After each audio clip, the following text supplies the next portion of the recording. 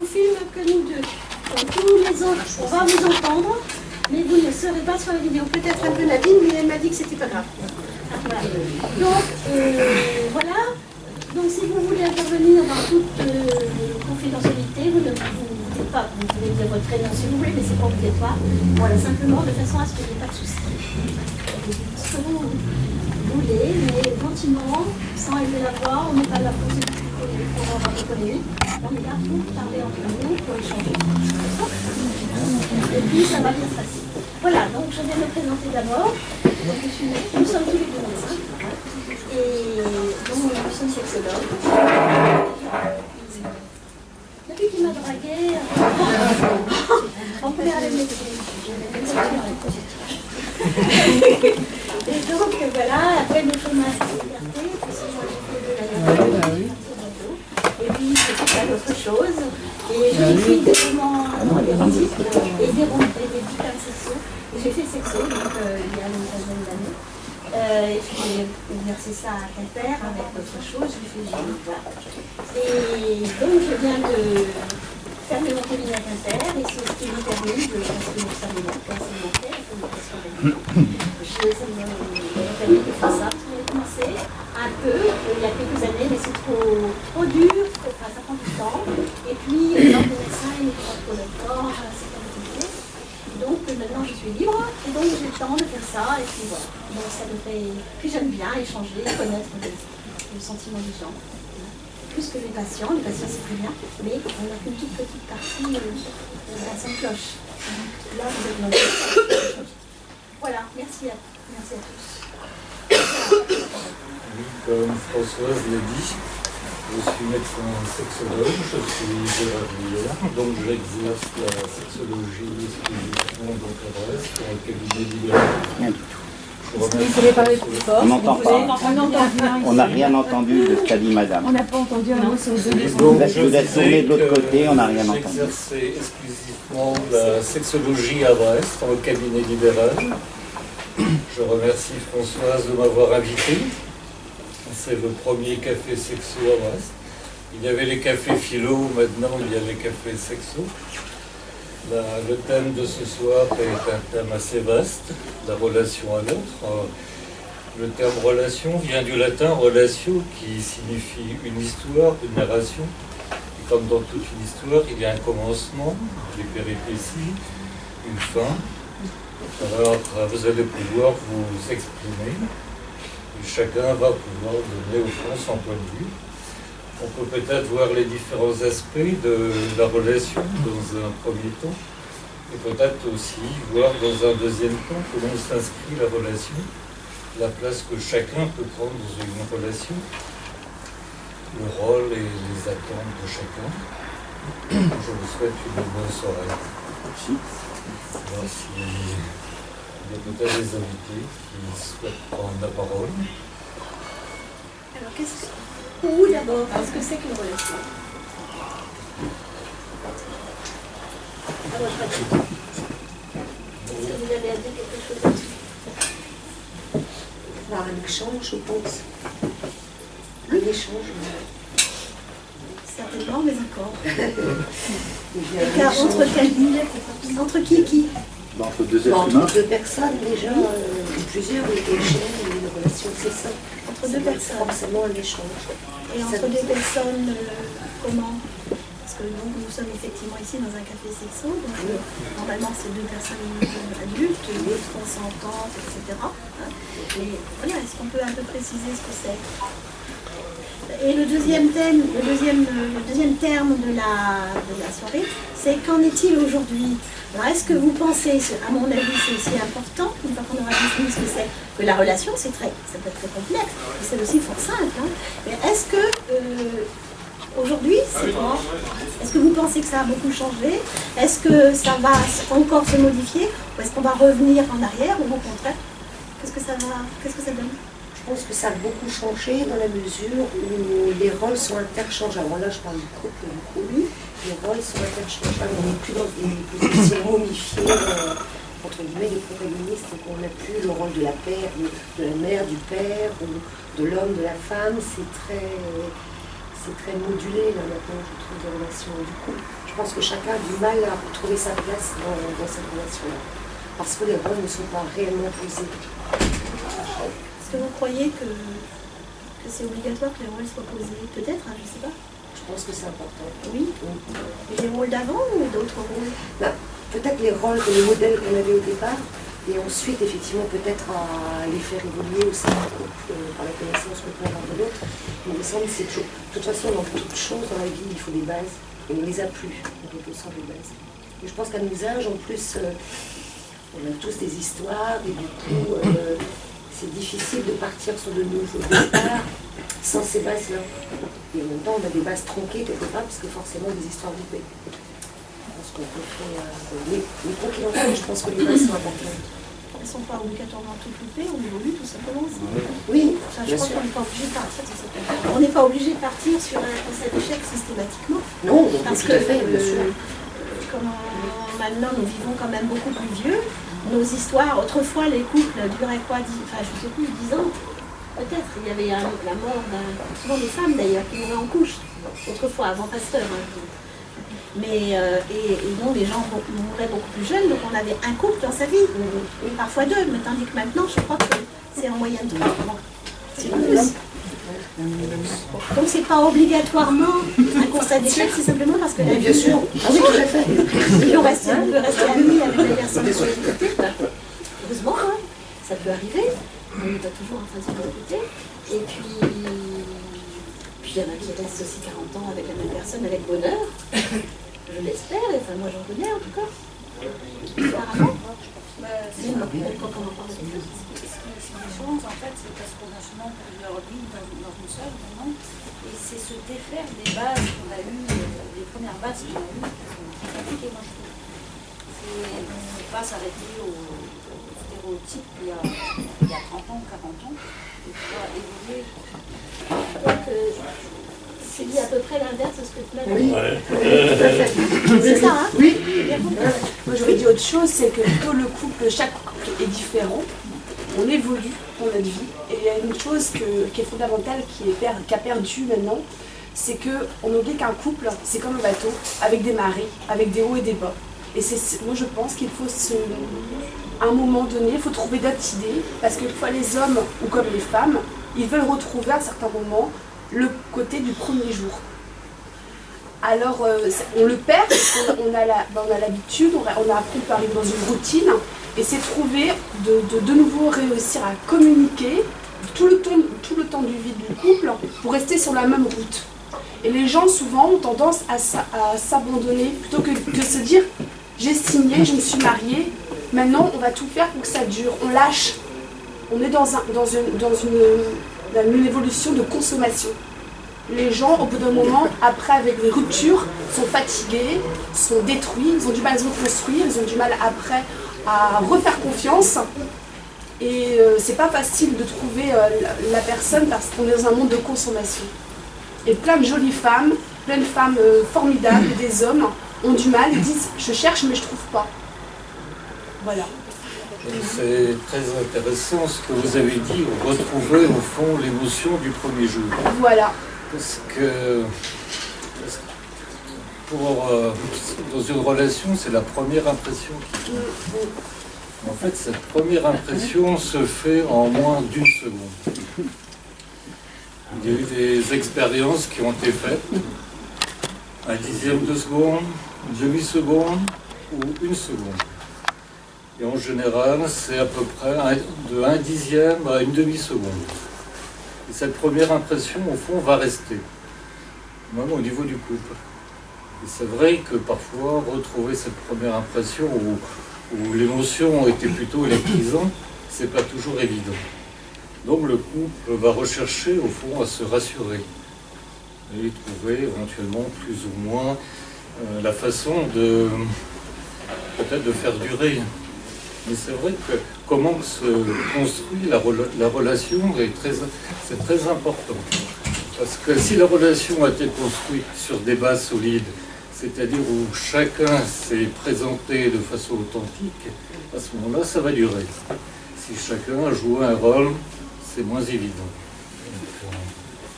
Quand vous parlez de la rencontre, excusez-moi, quand vous parlez de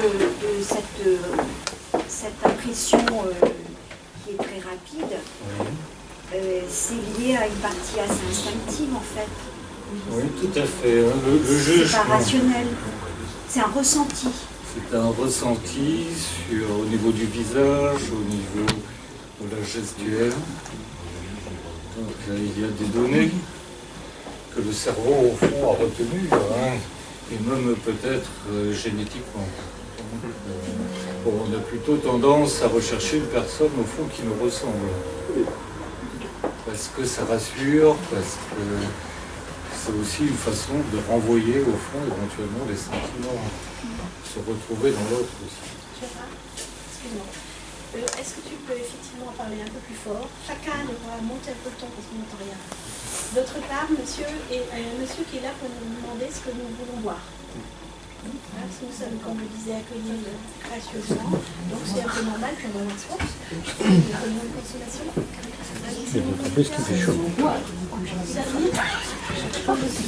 Et donc essayez effectivement, on se rend pas compte, hein, mais on entend pas tout à fait bien. Donc, surtout quand on se tourne vers là où c'est pas facile, hein. Il vaut mieux qu'on reste regarder ceux qui sont en face. Ouais. Parce que la voix porte. Et là peut-être c'est important quand même de suivre. Vous avez trouvé un point à travailler dans votre entraînement de conférencier et conférencière. Règle de voix, la voix, par du chant. Alors je vais essayer de me lancer en espérant que ça fonctionne pour la voix de tous. Dans ce que vient de dire monsieur, pour moi c'est le charme. C'est qu'est-ce qui fait qu'on a un quart de seconde? Qu'est-ce qui fait qu'une personne va être attirante sans pour autant peut-être que ça entame le couple? Il y a le démarrage de la rencontre, pour moi, c'est ce que les poètes, ou en tout cas ce que les artistes plus d'une fois on peut décrire comme étant le charme, quelque chose d'indéfinissable, que peut-être les neurosciences expliquent avec le cerveau, on verra peut-être ça tout à l'heure.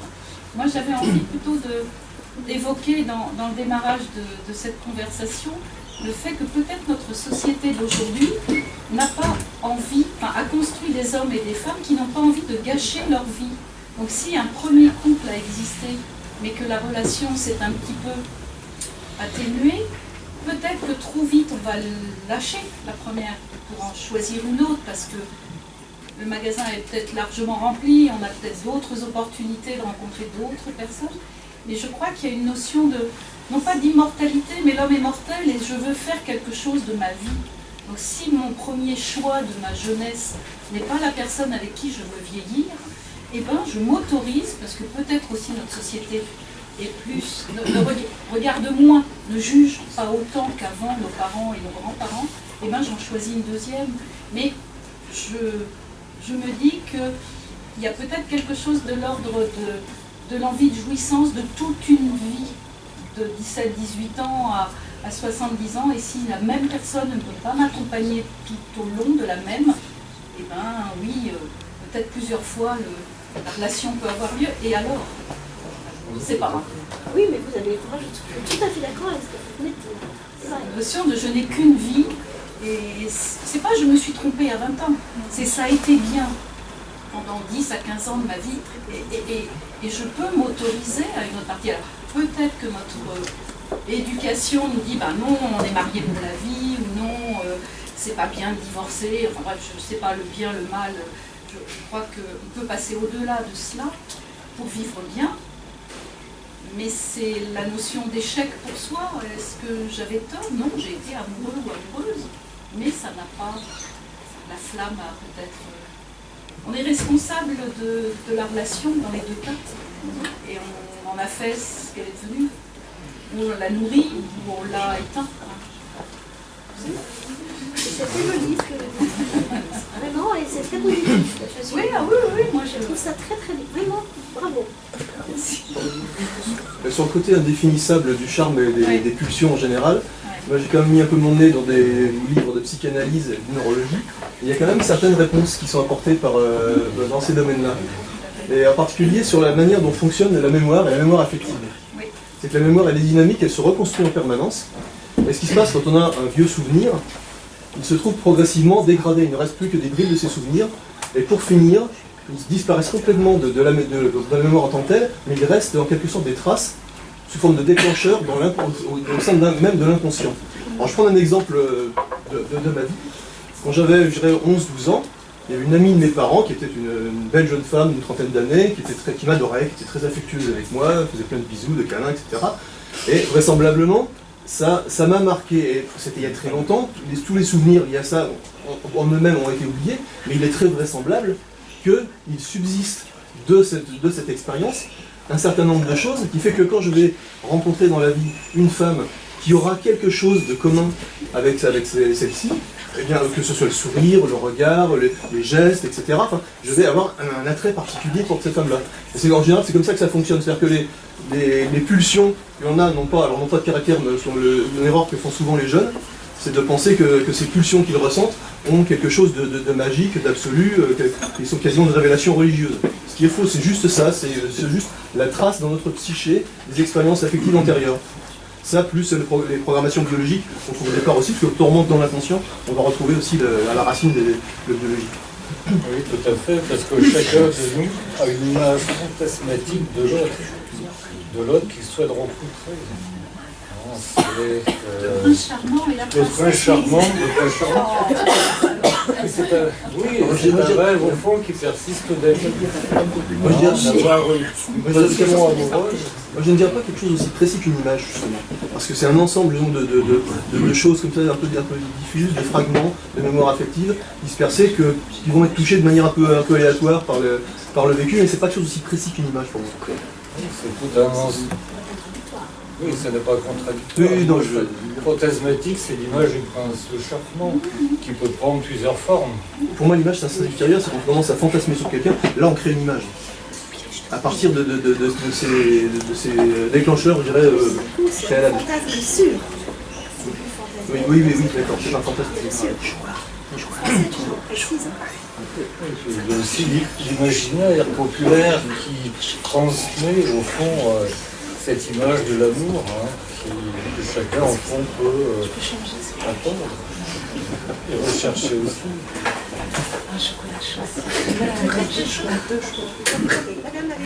Monsieur prêt? Monsieur.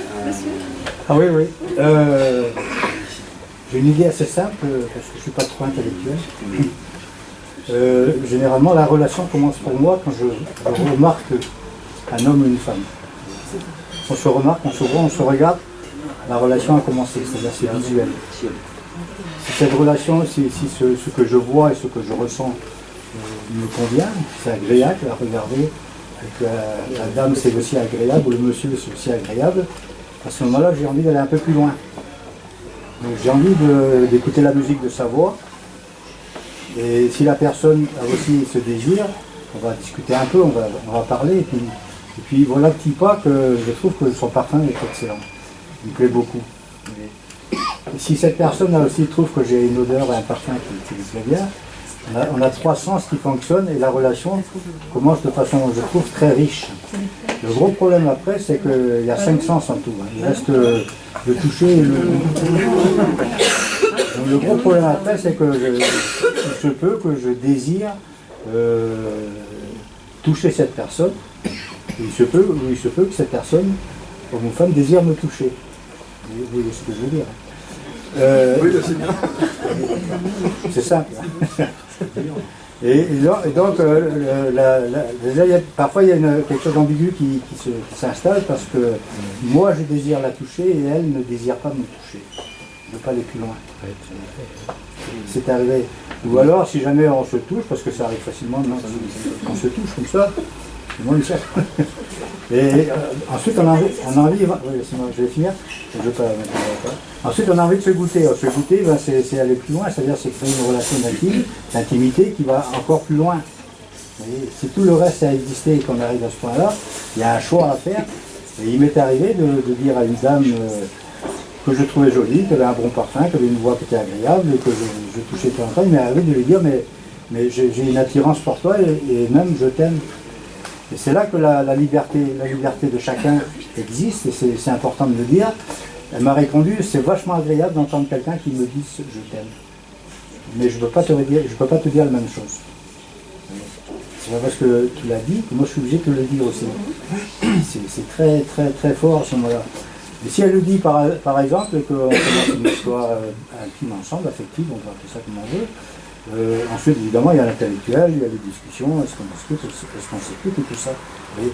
Mais ça n'ira pas plus loin si les sens du agréable à regarder, agréable à sentir, agréable à entendre, si ça persiste pas, la relation plus intime risque de se détériorer.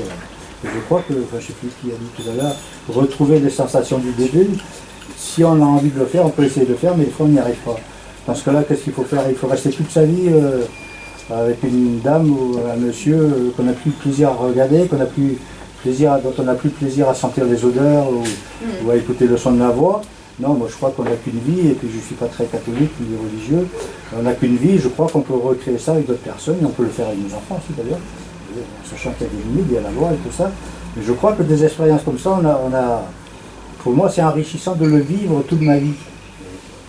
Toute ma vie. De ne pas me centrer simplement sur...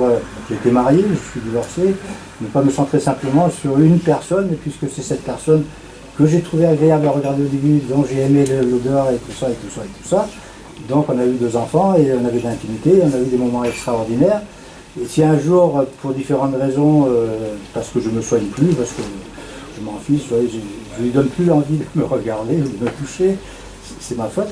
Ou si c'est l'inverse, c'est pareil. Si un jour ça disparaît, il ne faut pas tomber dans la pauvreté relationnelle, quoi. Je crois que c'est pareil. Moi j'ai été éducateur, et pour les gamins c'est pareil, c'est-à-dire que quand on avait des contacts avec les gamins, il n'empêche que ces échanges sensoriels existaient aussi. Il fallait combattre certains images agréables. Je vais simplement rebondir en disant que les sociologues connaissent ça très bien, et ils induisent une notion de distance. Et il y a la distance, le lointain, quand les gens approchent, les 3 mètres, quand c'est la relation de discussion classique, et après il y a l'intime, c'est 50 cm. Quand vous rentrez dans l'intime de quelqu'un, vous êtes tout prêt. Et c'est là qu'effectivement, un combien de souffler, etc., c'est important. Mais c'est une notion, vous avez tout à fait découvert, retrouvé quelque chose qui est parfaitement connu en sociologie, tout simplement. Si j'ai appris ça, c'est pas grâce aux sociologues, c'est grâce aux éthologues, ceux qui ont étudié le comportement des petits animaux avec leur mère et ensuite des béliers avec leur...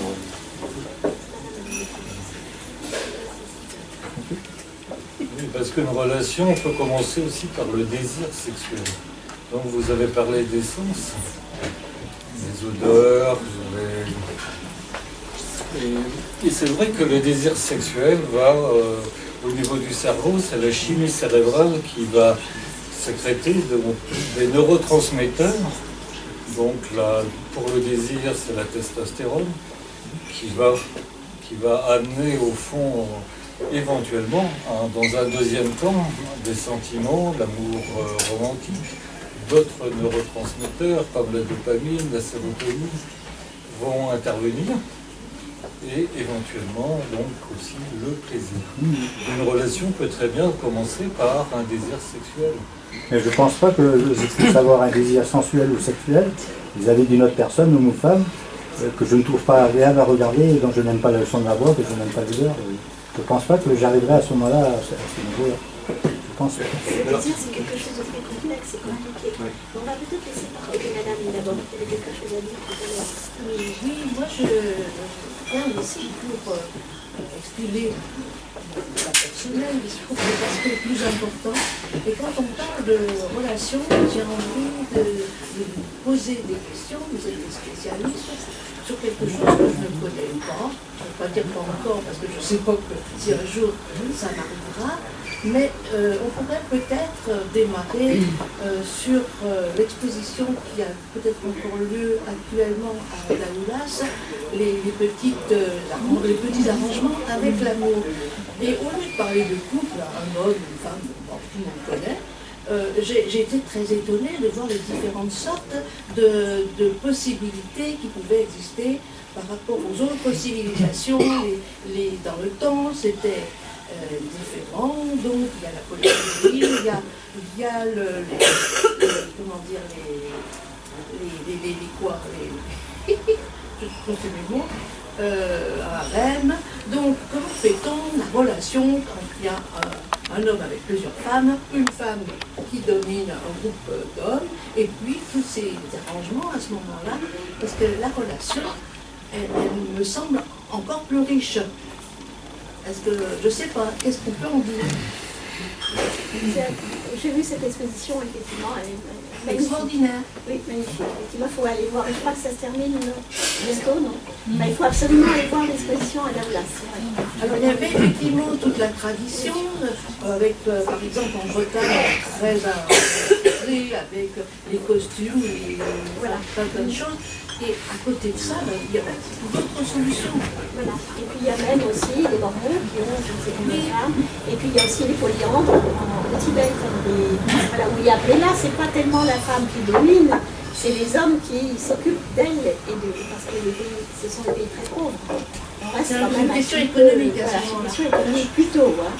Mais c'est vrai que c'est intéressant. Mais en général, dans les pays où il y a de la polyandrie, les femmes ont souvent quand même, d'après ce que j'entends et ce que je lis, elles ont assez souvent des difficultés pour s'entendre entre elles. Ou elles le font, mais parce que c'est comme ça.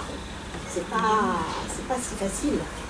Il y a la première femme qui a puis ça peut fluctuer, je pense, puis après, en fonction. La première qui a été choisie, et puis qui est la favorite, qui n'a pas le vieilli forcément, et puis l'homme, il va encore des enfants, il va en choisir une autre plus jeune, etc. Là, c'est pas mis en place d'une façon définitive. Non, mais d'après ce que j'ai pu lire, parce que j'ai effectivement lu un certain nombre de livres à ce sujet, en général, il y a quand même de la jalousie. Les femmes n'apprécient pas en général d'avoir des concurrentes, même si c'est établi comme ça depuis des générations et des générations. En particulier les hommes qui sont polyandres actuellement, hein, dans ces familles-là, il n'y a pas de polygame, excusez-moi, il y a plusieurs femmes. En général, les premières femmes n'ont pas tellement envie d'en avoir une seconde, une troisième, etc. Mais voilà, mais c'est le Seigneur, il a le droit. Dans la religion musulmane d'ailleurs, normalement, on a le droit de voir plusieurs femmes uniquement si on est capable de les entretenir et d'entretenir les enfants. Excusez-moi, non, est-ce que vous dites quelque chose qui ne va pas? C'est aussi si la première femme est d'accord. Oui, c'est ça. Si elle refuse, il n'y a pas d'autre femme. Oui, attention, mais ça fait partie de la religion, ça. Pas toujours. Si, c'est ça, normalement, la vérité, c'est ça. Oui, mais qu'est-ce que le consentement? Non, c'est clair et net, c'est marqué dans le Coran. Il faut que la première femme soit d'accord. Oui, c'est vrai. Mais sur les conditions de Oui, mais peut-être. Mais le problème est, comment est-ce qu'on obtient son accord?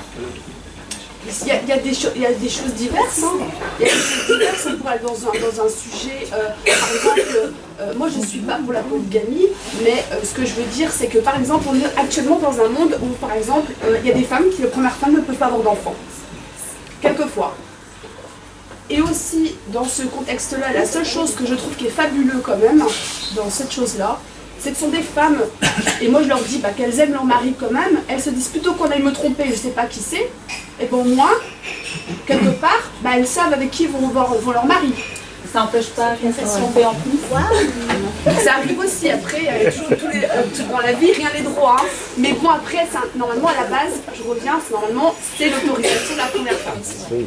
Oui, mais ce que je veux dire, peut-être, et moi j'ai quand même lu assez souvent que les femmes n'étaient pas d'accord en réalité.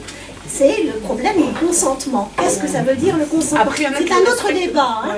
Mais, après, il y en a qui le respectent, il y en a qui le respectent pas. Je comprends ce que vous voulez dire, mais je ne suis pas sûre que ça soit systématiquement avec l'accord total et véritable de la première femme. Mais voilà, parce que j'ai entendu l'inverse. Mais voilà. De toute façon, c'est assez peu différent de ce qui se passe en Occident, parce que si vous réfléchissez bien, un homme qui a beaucoup de pognon en France, il aura des maîtresses. Il aura plusieurs femmes. La seule chose qui change, ce sont les formalités administratives. C'est pas les mêmes papiers à signer, c'est les pensions alimentaires, les plusieurs femmes. C'est tout ce qui change. Oh, là, on dit n'importe quoi. C'est simplement prendre l'époque de nos rois. Ça, je savais pas, parce que c'est pas une obligation non plus. Non, mais il faut se méfier des généralisations comme ça.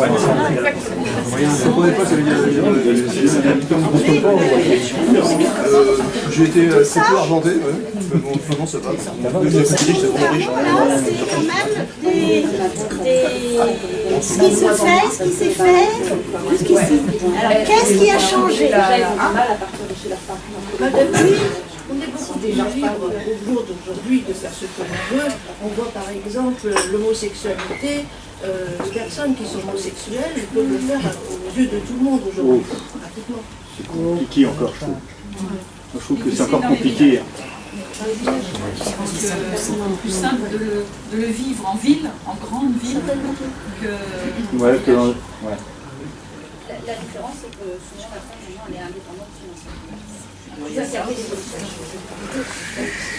Je crois que... Alors, moi, bonsoir, déjà, je suis Nadine. Je vais rebondir un peu sur ce que vous avez dit et je suis totalement d'accord avec vous sur le fait qu'aujourd'hui, notre vie, c'est une succession de chemins. Et c'est cette succession de chemins qui va faire la globalité de notre vie. Ça veut dire quoi? Ça veut dire que, tout à fait d'accord avec vous aussi, monsieur, le jour où effectivement on se sent plus correctement à l'aise dans notre couple, avons-nous l'obligation de rester ou pas? Moi je pense, mais c'est mon avis personnel, qu'effectivement, plutôt que de se mentir ou de trahir, il est préférable de partir. Et nous avons fait dans de bonnes conditions un morceau de chemin de notre vie pour pouvoir en entamer un deuxième, puis éventuellement un troisième. Le problème qui se pose par rapport à tout ça, c'est qu'aujourd'hui nous sommes quand même dans une ère de consumérisme très important, où la génération zapping est très présente et qu'il ne faut pas confondre le fait de zapper nos sentiments aussi rapidement qu'on puisse changer de chaîne. Et là, la question est de se dire, effectivement, pourquoi on n'essaye pas d'approfondir notre couple? Est-ce qu'on fait effectivement tous les efforts nécessaires pour aller jusqu'au bout de ce couple, ou est-ce qu'on baisse les bras très rapidement? Donc il faut faire très très attention sur le fait, effectivement, de se dire, notre vie c'est une succession de chemins. 2, on ne peut pas non plus rester sans aimer. Mais 3, avons-nous donné tous les moyens nécessaires à notre couple pour aboutir? Et excusez-moi, on voit le nombre de couples qui se séparent et qui s'aiment encore pendant des années, et qui du coup ne peuvent même plus tourner la page, ce qui confirme ce que vous dites. Et bien souvent, on voit aussi des couples qui ont été amenés à se séparer, à divorcer, à se retrouver et à se remarier. Parce que peut-être qu'à un instant T, ils ne se sont pas posé les bonnes questions. Certainement des questions, mais est-ce que c'était les bonnes questions? Et c'est là, en fait, à mon avis, toute la problématique du couple aujourd'hui et du rapport à l'autre. Est-ce que nous sommes suffisamment ouverts à l'autre? Est-ce que nos tabous sont suffisamment tombés pour pouvoir aborder toutes les questions essentielles et existentielles de notre couple? C'est bien ce que vous dites parce que, excusez-moi, c'est bien ce que vous dites parce que j'ai été éducateur et je me suis occupé beaucoup de familles où il y avait la violence. Et j'ai toujours pensé, je pense de plus en plus que le mariage c'est quelque chose de très complexe. Et j'ai travaillé aussi en libéral, donc avec 3 autres, on avait créé une société civile, je ne sais pas quoi, mais comme ça. Et donc il y avait les statuts, et dans les statuts il y avait obligatoirement le nom d'un médiateur si jamais il y avait des problèmes dans la société. C'est obligatoire. Et je suis persuadé que quand des personnes se marient, il n'y a pas de préparation au mariage, il n'y a rien. Il y a peut-être des curés qui en font encore, mais c'est pas tout ça. Et je trouve que le système c'est tellement complexe qu'il devrait y avoir des préparations au mariage sur tout ce que vous dites, c'est-à-dire tout ce qui va exister dans le mariage, c'est dans la relation. Dans la relation, il y a parfois quelqu'un qui domine, et parfois c'est l'autre. Il y a toujours quelqu'un qui domine ou un autre. Le gros problème, c'est quand c'est toujours le même. Et je pense que dans un contrat de mariage, mais un contrat relationnel de mariage, les deux personnes devraient tomber d'accord sur un médiateur. Dans mon histoire à moi, je pense que si à un certain moment, on a vu un médiateur dans notre contrat de mariage, si l'un des deux avait dit il faut aller voir le médiateur, l'autre n'avait pas le droit de refuser. C'est comme ça. À ce moment-là, peut-être qu'on se serait séparés quand même, c'est pas ça le problème, ou on ne serait pas séparés, mais au moins on aurait posé les vraies questions. Et je trouve que la relation est tellement complexe que la médiation est indispensable. C'est ce que nous faisons bien souvent. Quand il y a des couples qui ne s'entendent plus, nous sommes aussi un peu là pour Oui, oui, mais justement de faire, ouais, c'est ça. Ouais. faire comprendre à chacun. On est, On ne dit rien, hein, mais on écoute aussi. on est dans une société où quand quelque chose ne va pas bien, on va voir un psy. Je trouve qu'un médiateur, ça n'a pas forcément un terme curatif. Le psy, on a des fois des termes curatifs, on ne va pas bien et on n'est pas bien. Psy, hein. Comment? Nous ne sommes pas psy. Non, non, j'ai pas aussi. Non, non, sinon je ne serais pas venu là. J'ai simplement une question. D'abord, je trouve très intéressant tout ce qui s'est dit jusqu'à présent. Maintenant, je me pose la question suivante, à savoir, que mettons dans la relation? Finalement, qu'est-ce qui nourrit une relation? Parce qu'effectivement, il y a deux êtres, peu importe qui ils sont, mais finalement, que va-t-on y mettre? Et je pense que si on a joué un jeu, si on sait un peu, oui, si on a joué à un jeu, si on a fait l'acteur ou l'actrice, c'est ce que vous disiez effectivement, on part sur de mauvaises bases et on ne discute pas du, ben voilà, ce qui nourrit la relation finalement. Que va-t-on y mettre? Et je pense qu'effectivement, il faut vraiment discuter beaucoup et discuter de plein de sujets, dans un sens comme dans l'autre. Il faut vraiment apprendre à se connaître. Je me disais par exemple, pour avoir un métier, pour avoir une profession, eh bien, il faut X années pour maîtriser, sans maîtriser justement. Après, il faut l'expérience de la vie. Et pour avoir un métier, il faut 1 an, 2 ans, 3 ans, 4 ans, 5 ans d'études, voire plus. Eh bien, pour un couple, comme si c'était magique, on claque les doigts et puis ça y est, en un dixième de seconde, on bâtit une vie pour plusieurs années, mais comment est-ce possible finalement? Donc, voilà. Donc c'est une question que je vous pose finalement. Moi, je souhaiterais dire aussi que enfin, je ne suis pas du tout d'accord dans le sens qu'il faut encore codifier, faire intervenir je n'ai pas dit un codifier. tiers. Moi, je crois qu'il faut surtout faire confiance à son ressenti et qu'un couple aussi se construit, c'est en fonction du ressenti de l'un de l'autre et ça peut être aussi très naturel et c'est pas forcément mais je pour ma part, pardon, oui, je n'ai pas parlé de codifier, je n'ai pas employé du tout ce mot-là. D'accord, comme vous me regardez, j'ai simplement médiateur pour moi c'est quand il y a un problème, quand on n'arrive plus déjà à communiquer à deux. C'est ce qui se passe. Un médiateur, c'est quand deux personnes essaient de s'entendre, ils n'y arrivent pas, qu'il y a des portes qui claquent, que tout le monde gueule, qu'il y a la vaisselle qui casse. Oui, quand il y a problème. Voilà, ben, évidemment. Mais un couple peut aussi... Je suis assez d'accord avec ce point de vue, parce que le fait, l'inconvénient que je vois dans le fait de contractualiser, en quelque sorte, de judiciariser une relation, c'est tout à fait contradictoire avec la nature profonde de l'amour, qui est le don de soi. Non mais je parle de manière générale dans l'idée. Peu importe, oui, ça c'est l'idée générale. C'est tout à fait contradictoire avec la nature profonde de l'amour, qui est l'abandon et le don de soi quand même. En grande partie, donc ça peut pas, on peut pas trop décortiquer, trop minutieusement formaliser une relation comme ça, c'est pas possible. Non, mais pour certaines grandes lignes, oui, un mariage, bon, je viens contre un mariage, d'accord, mais si on va trop loin dans ce sens-là, on finit par tuer l'amour. Je pense que c'est ça, beaucoup de couples sont en difficulté parce que justement n'ont pas réussi à instaurer une communication. Oui, alors là, il y a un équilibre. Il faut quand même savoir être d'accord sur un projet commun, donc mettre des choses, moi les dire ou les mettre par écrit, mais en même temps, si on va trop loin dans ce sens-là, c'est pour ça que quelqu'un qui a fait l'habitude, c'est un petit peu, une médiostat virtus, il faut un petit peu de balance. Mais je veux dire que c'est tellement irrationnel que parfois ça fait du bien de mettre un peu de raison. Je disais que justement, peut-être que l'erreur, c'est de croire que, contrairement à nos grands-parents, arrière-grands-parents, que l'amour résout tout. Que quand il y a de l'amour, tout doit couler de source, tout doit être résolu facilement. Et du coup, souvent, on n'a pas les compétences pour régler les conflits, pour apprendre à connaître l'autre, on n'est pas patient, on veut que tout aille, tout coule, comme dans un conte de fées. Alors que la réalité, c'est pas ça, quoi. Il y a quand même des...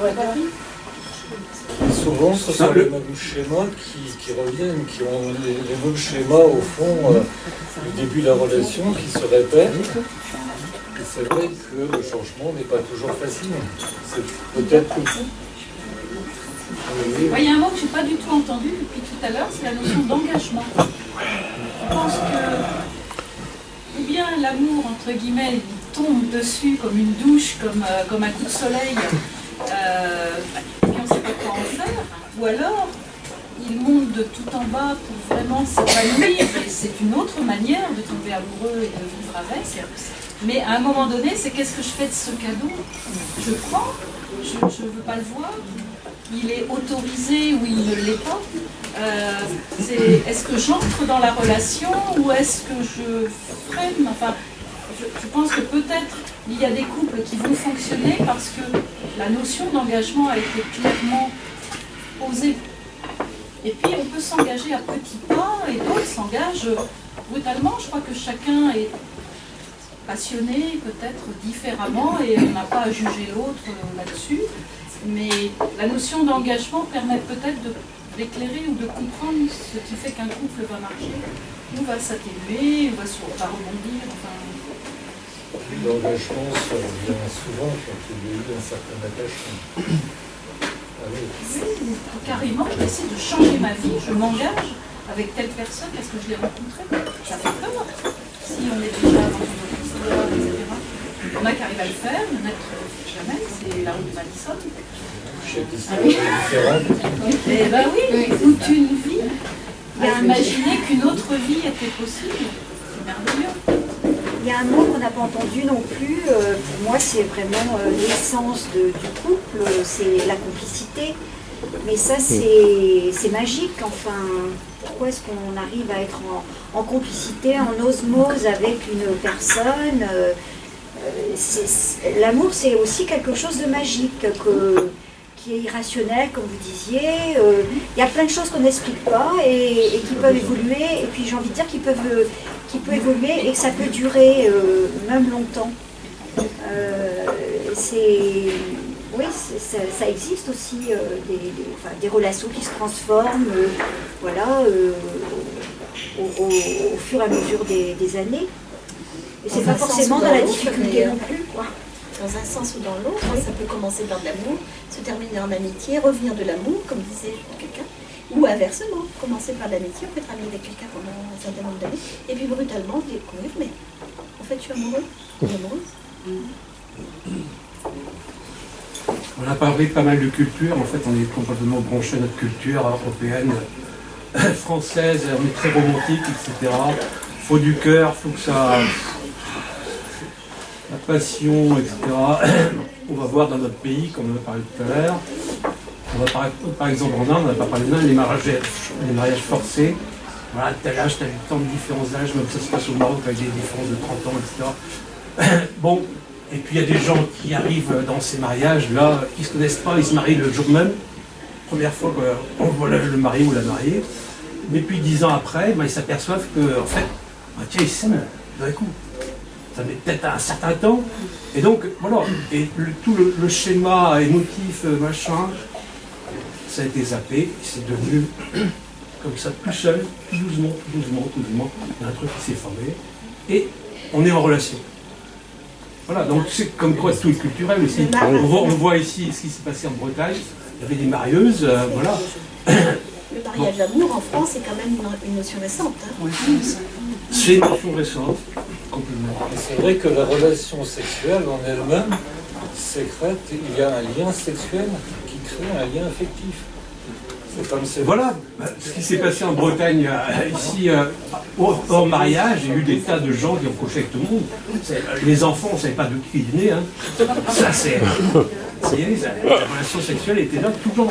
Pater ises quid ducere demonstrans. Le père, c'est le mari. Voilà. C'est Napoléon qui a dit ça. Il y a une autre notion qu'on n'a pas abordée non plus, qui est la construction du couple. C'est-à-dire qu'aussi, un couple se construit à chaque moment, à chaque jour, un peu plus, et va venir consolider en fait cette osmose qui était au préalable physique, l'attirance. Et en fait, cette construction, elle va venir avec la meilleure connaissance de l'autre, le tabou de l'autre qui va effectivement tomber. Tu es qui véritablement, parce que de toutes les manières, au départ d'une relation, on se cache. Qui c'est qui ne s'est pas caché derrière une image ici dans cette salle? On s'est tous cachés au moment de la rencontre, de la première rencontre, derrière une image qu'on veut être la nôtre. Et au fond de nous-mêmes, qui on est. Et alors à ce moment-là, lorsqu'on arrive à tomber tout ça,